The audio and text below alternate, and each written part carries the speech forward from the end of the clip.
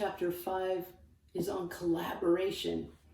And we said at the very beginning, this is the secret sauce we want you to love. We want you to spread it on everything. Find the tribe that makes your heart sing, that you can bring your curiosity and your creativity to bring cure that changes the world. What if a pine tree, a beech tree, and a fir tree wanted to create a mutual aid society? How could they do it? The fact is they've been doing it for thousands of years because their roots are connected via fungi that shares things. We don't just have the World Wide Web, we have the World Wide Wood underneath our feet. I started to say World Wide Web. World Wide Wood underneath our feet are all these roots via fungi communicating with each other. In the redwoods, if a tree has access to light and another tree has access to water, another tree has access to nutrient-rich soil, that is shared through the root system with the other trees. Now, if I showed you a picture of a big alpine meadow and a woman with a guitar, what song would come to mind? The hills are alive with the sound of singing. Sound of music. Would that come to mind? Or maybe a Ricola commercial. You might think of that. Rodgers and Hammerstein came together and produced in collaborative form some of the best musicals that we know. We will know. People will be singing these songs for 50 years, 60 years, 100 years from now. People will be singing their music. Now, what would it have been if they hadn't found each other in a collaborative relationship? What would have happened? Many years ago, Steve Jobs bought a company called Pixar that had a computer that was so expensive and such a niche that Pixar was not doing well. He bought the company from George Lucas, and Steve was designing the future campus of it, and then originally they were going to have 3 buildings, one for the computer engineers and one for the Imagineers and another for administration. And he was like, no.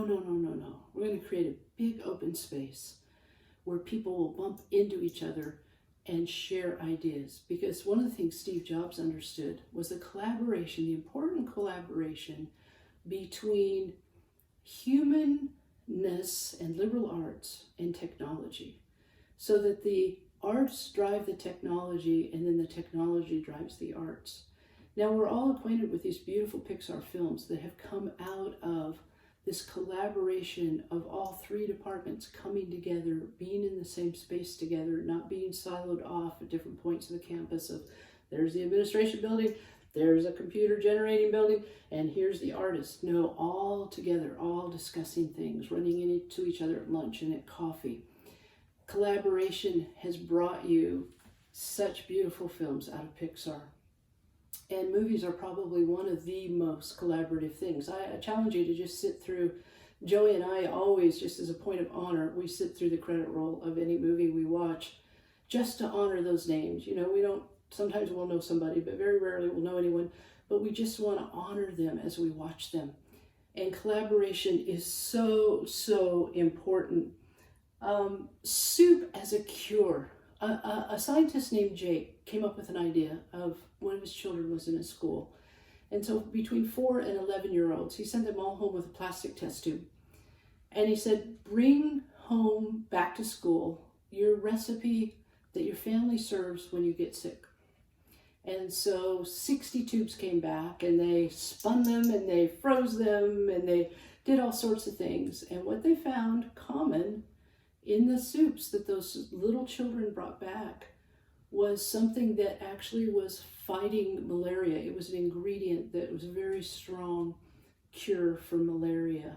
And so these little 4 to 11-year-olds were 2 years later written up in a scientific report. Can you imagine being 4 years old and saying, well, I have a published paper of science that I did. I brought my family recipe of soup, and it was analyzed by all these scientists, and we found cure in the family soup through science and through the beauty of collaboration. I want to talk to you just real quickly too about Mozart as medicine, the collaborating of finding people who are suffering seizures and having them listen to Mozart for 3 months, a specific piece, and then listening to a similarity of Mozart that was created by an algorithm, and them keeping seizure diaries to see how many people's seizures would go down that listened to Mozart and the piece of music. And you know what? They found a correlation. That listening to Mozart actually decreased seizure activity. Now, is it the full cure? No, but it's a good start. Now, we need to think of cure as not solving everything. We need to think of cure as incremental steps of progress to full-on cure.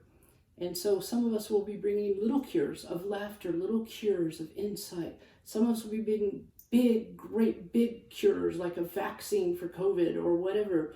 But there's all these incremental steps in cure. And so we believe that you can, through being curious, through being creative, through being collaborative, can bring cures, both great and small. We encourage you, again, go to the Explore section. There's activations you can do. We'll plunge deeper. There's links, and there's also a lot of quotes that you might enjoy.